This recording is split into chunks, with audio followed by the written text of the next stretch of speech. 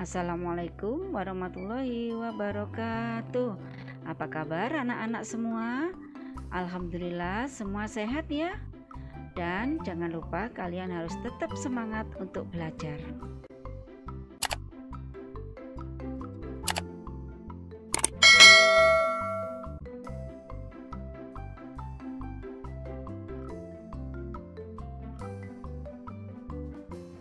Anak-anakku kelas 4 yang hebat, di video kali ini kalian akan belajar bersama Bu Eri di tema 1 indahnya kebersamaan, subtema 1 keragaman budaya bangsaku untuk materi keberagaman budaya. Perhatikan peta Indonesia berikut. Indonesia merupakan negara kepulauan.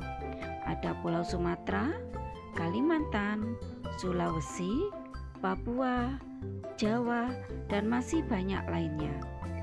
Kondisi geografis tersebut menyebabkan perbedaan kebudayaan di Indonesia.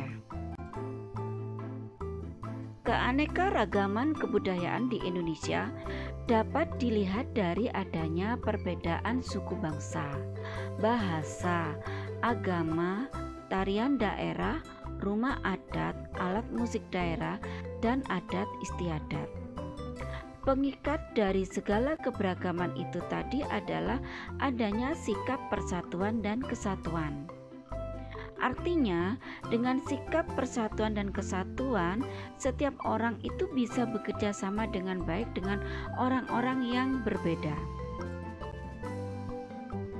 Perhatikan cerita berikut. Cerita ini ada di buku paket kalian, buku siswa tema 1 halaman 29. Ibu baca ceritanya ya anak-anak. Pak Sami, Pak Encep, Pak Made, Pak Udin, dan Pak Nur tinggal di kampung Babakan. Mereka berasal dari suku yang berbeda-beda. Mereka juga mempunyai kesukaan makanan yang berbeda-beda. Makanan kesukaan mereka adalah makanan khas daerahnya. Mereka juga sangat ahli dalam memainkan alat musik daerah masing-masing. Mereka menggunakan bahasa Indonesia sebagai bahasa sehari-hari, meskipun masih sangat terpengaruh dengan logat bahasa daerah mereka. Marilah kita identifikasi keberagaman mereka. Kita mulai dari Pak Sami. Pak Sami berasal dari daerah Maluku. Bahasa daerahnya Maluku. Makanan khas daerah Pak Sami namanya gohu ikan.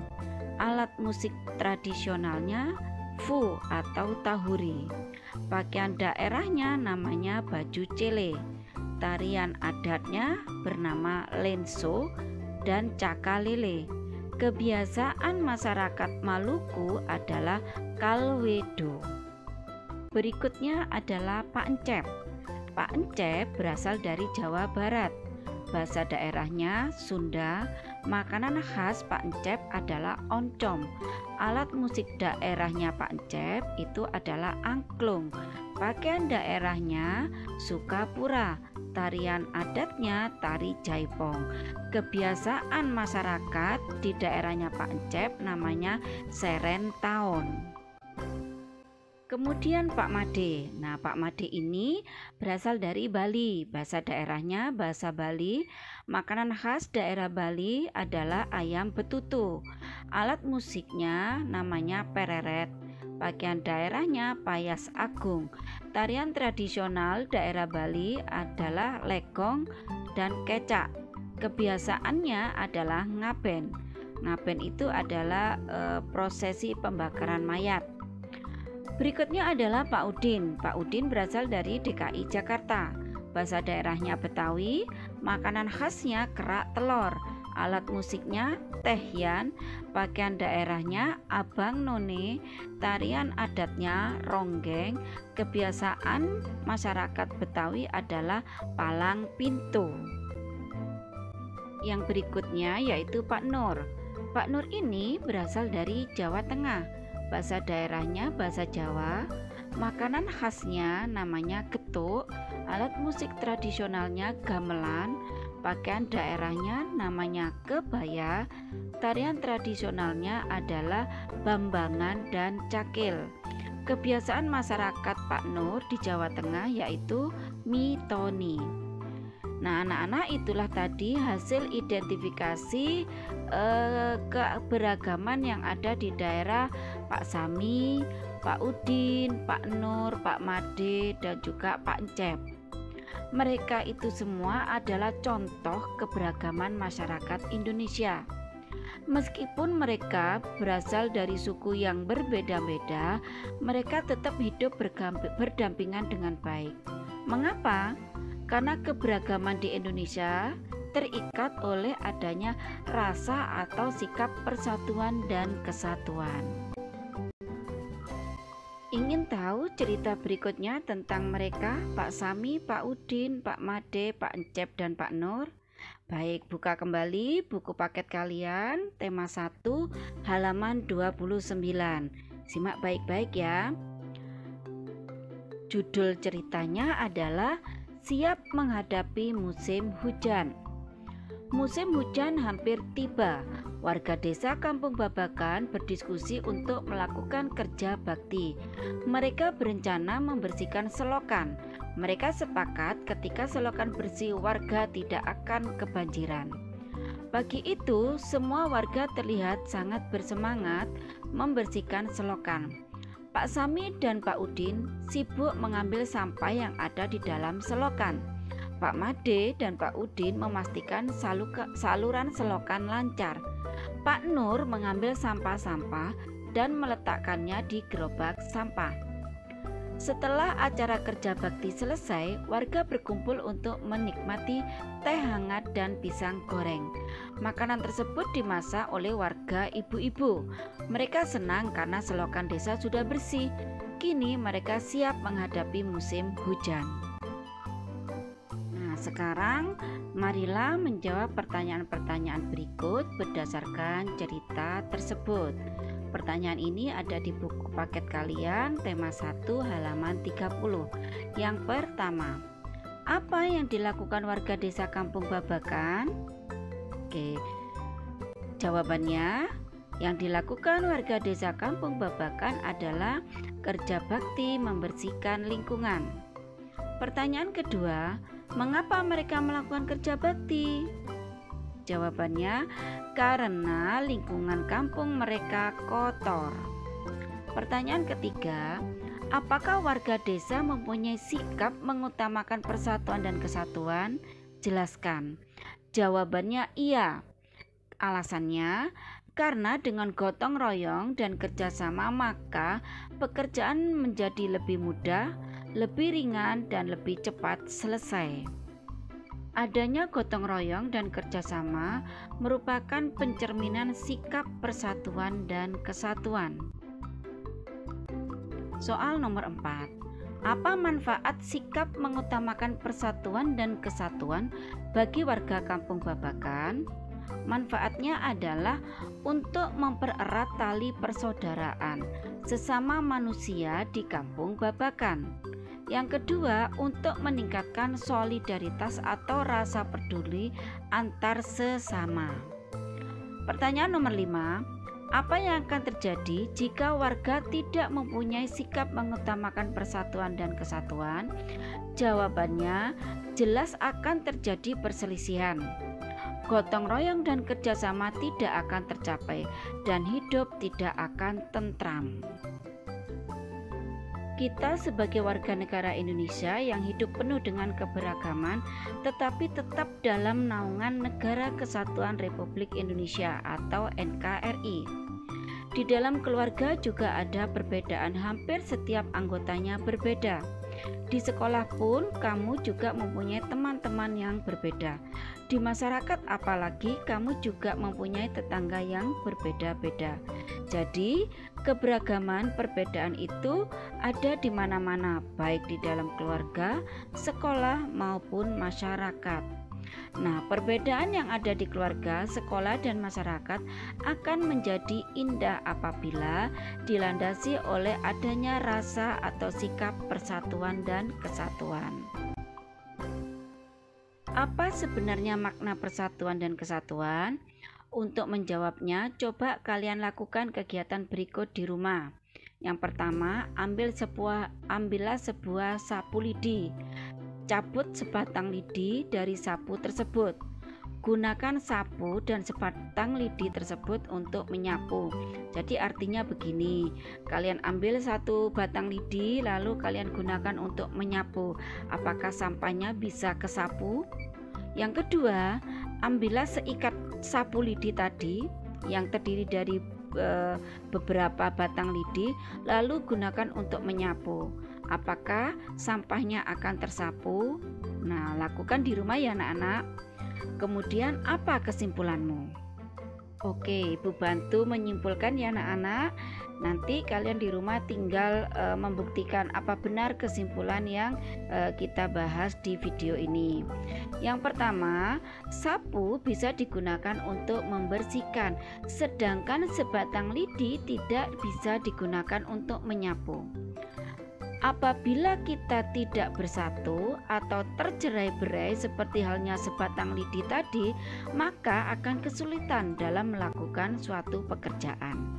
Namun apabila diikat dan disatukan seperti halnya sapu lidi, satu ikat sapu lidi, maka akan mudah dalam melakukan suatu pekerjaan.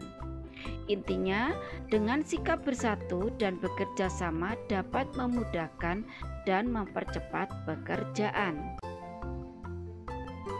Apa kaitannya dengan keadaan masyarakat Indonesia yang berbeda-beda? Pertama, persatuan dan kesatuan dapat diartikan kumpulan bagian-bagian yang dipersatukan. Hal itu merupakan bukti pentingnya kekompakan dalam mewujudkan persatuan. Dengan demikian, persatuan itu tidak mementingkan kepentingan diri sendiri atau kelompok, tetapi lebih mengutamakan kepentingan umum atau kepentingan bersama. Ada beberapa contoh sikap yang menunjukkan persatuan dan kesatuan. Di antaranya, 1. Piket di kelas. Piket di kelas mencerminkan sikap persatuan. Mengapa? Karena siswa bersama-sama membersihkan kelas sehingga ruangan kelas menjadi rapi. Yang kedua, membantu teman yang kesulitan memahami materi pelajaran. Itu juga mencerminkan persatuan dan kesatuan. Karena itu merupakan sikap peduli terhadap kekurangan orang lain. Yang ketiga, menghargai pendapat saat bermusyawarah. Yang keempat, mengerjakan tugas-tugas bersama teman-teman tanpa membedakan suku, budaya, maupun agama. Ada juga beberapa contoh sikap yang tidak menunjukkan sikap persatuan dan kesatuan. Di antaranya, 1. Mengganggu teman beda agama yang sedang beribadah. Yang kedua, bertengkar dengan teman atau saudara. Yang ketiga, membeda-bedakan teman bergaul karena berbeda suku. Yang keempat, sombong dan tidak peduli terhadap keadaan teman. Apa yang akan terjadi jika kita memiliki sikap persatuan dan kesatuan? Ya, tentunya jika kita memiliki sikap persatuan dan kesatuan, maka kerukunan dan perdamaian akan tercipta. Selain itu, negara juga akan semakin kuat bila rakyat semakin bersatu. Sebaliknya, apa yang akan terjadi jika kita tidak memiliki sikap persatuan dan kesatuan? Ya, jika kita tidak memiliki sikap persatuan dan kesatuan, maka tidak ada kepedulian terhadap penderitaan yang dialami dan dirasakan orang lain. Selain itu, bisa saja muncul pertikaian dan permusuhan antar masyarakat. Ada beberapa contoh kegiatan yang mencerminkan sikap persatuan dan kesatuan dalam perbedaan di lingkungan sekolah. Misalnya 1. Membersihkan lingkungan sekolah bersama-sama. Yang kedua, mengadakan musyawarah untuk memilih ketua kelas dan regu piket. Yang ketiga, menggelar perlombaan menghias ruang kelas dengan tema budaya Indonesia. Semua itu merupakan kegiatan-kegiatan yang mencerminkan adanya sikap persatuan dan kesatuan. Bagaimana sikap kita untuk menjaga persatuan dan kesatuan bangsa? Di antaranya, menghormati teman yang beribadah, menghormati teman yang sedang menyampaikan pendapat, tidak membeda-bedakan teman yang berbeda suku, meminta maaf jika melakukan kesalahan, dan menghormati keberagaman budaya lain. Perilaku menerima keberagaman atau perbedaan bangsa Indonesia tercermin pada pembiasaan sikap. Sikap apa saja itu? Ada sikap toleransi, cinta tanah air, kerjasama, dan cinta damai. Apa itu toleransi? Yaitu sikap tenggang rasa serta mau menerima, menghargai, dan menghormati perbedaan. Apa rasa cinta tanah air itu? Yaitu rasa memiliki sebagai bagian dari bangsa Indonesia. Apa sikap kerjasama? Yaitu mengutamakan sikap saling memahami dan tolong menolong. Kemudian apa itu cinta damai? Cinta damai yaitu perilaku mengutamakan perdamaian untuk menghindari perselisihan dan kekerasan.